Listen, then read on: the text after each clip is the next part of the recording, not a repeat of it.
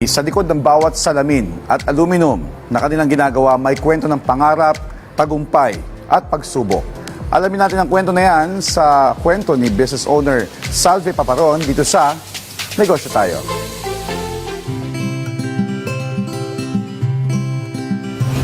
The first time I interviewed you, that was your other business, Yes. construction. Yes. So ganyan mga kanegosyo, talagang nag-e-expand tayo, nag-e-explore tayo. What made you decide this time to explore or branch out from the first business that you have? Prior business kasi, parang extension yung glass ng, well, 90% focuses on roll-up doors, 10% on glass. So, come up with right partners, focusing on glass installations, aluminum, stainless, and cabinets, walk-in closets. How important it is in a business that you expand at magpalaki in the industry?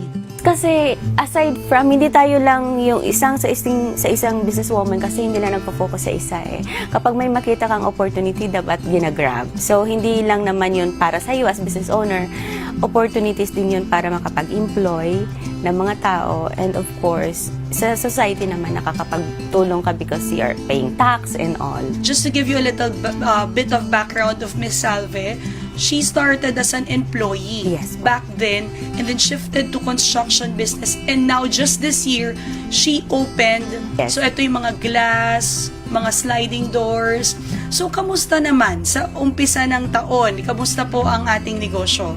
Yung name lang din yung nag-put up na panibagong name, pero yung services and existing clients namin ando na. So, naka-forecast, marami ng naka-line up na projects for a year.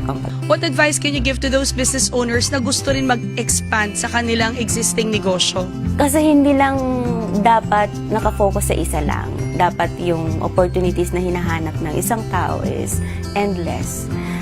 Maghanap lang ng tamang tao, tamang opportunities, and then grab it. Tapos, mahalin mo kung naumpisahan mo.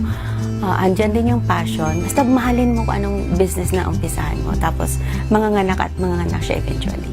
Ano ba yung mga ginagawa mo? How do you manage your time? Or how do you balance it?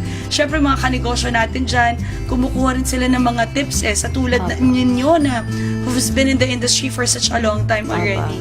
Time management talaga well, Mondays to Sundays, kumbaga nako-cover ng business. Kasi sabi nila noon kapag business owner ka, hawak mo yung time mo, hindi. Kasi hawak ng clients ang time, lalo pag nasa services ka. Proper management lang ng time. Meron kang time sa family, sa business na hindi napapabayaan. So, Miss Salve, bakit ba importante magnegosyo ang bawat mamamayang Pilipino? Sa akin, technically, parang happiness na andun din naman yung stress talaga sa business. Kumbaga kahati ng buhay mo na yung stress. Pagising mo stress na agad, hanggang matulog ka stress.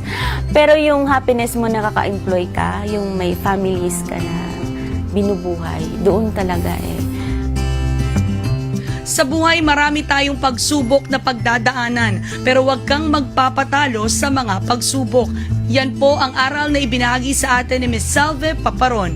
Sa susunod po natin pakikita mga kanegosyo, panibagong business story at business tips na naman ang pag-uusapan natin. Kaya naman tara, negosyo tayo!